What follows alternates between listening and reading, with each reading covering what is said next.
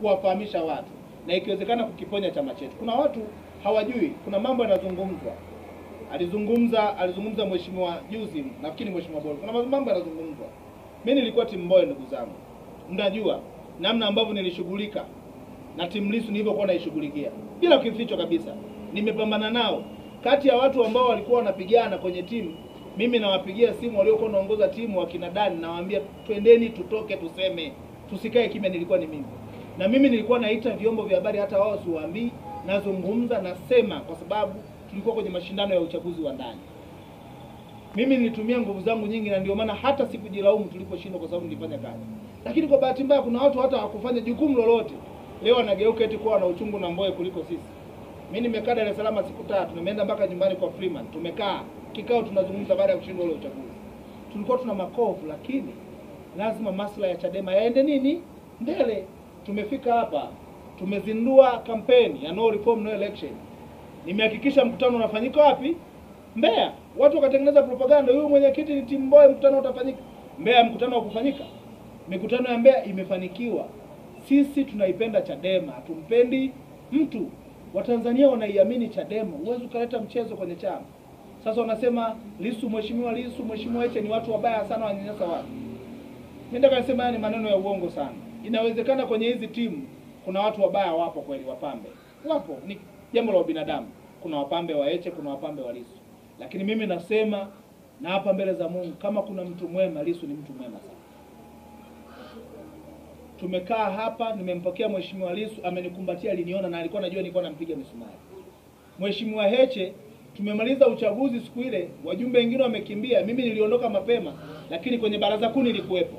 Kwenye kudhibitisha wajumbe nilikuwepo. Sikukimbia, nilikuwepo.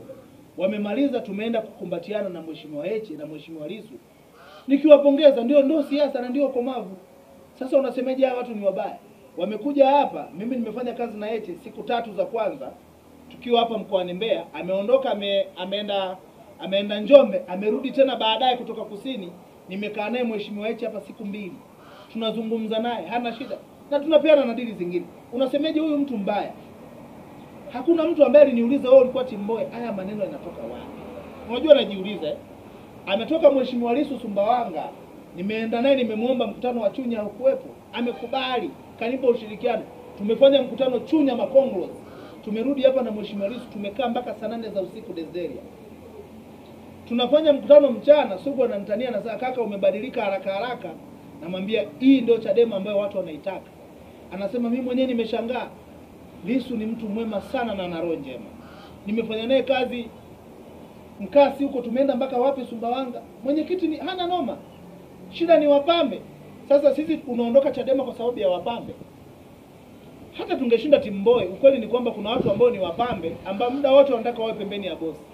Lakini kuna watu ambao tunajua jukumu la uchaguzi likiisha, tunakwenda kupambana pamoja kama chama. Kwa nataka niwaombe wa Tanzania, ukiona leo mtu anatengeneza propaganda, anatafuta uhalali wa kutaka kuondoka Chadema. Lakini nawahakikishia wa Tanzania na niwatie moyo, Chadema haitakufa kwa sababu ni mpango wa Mungu.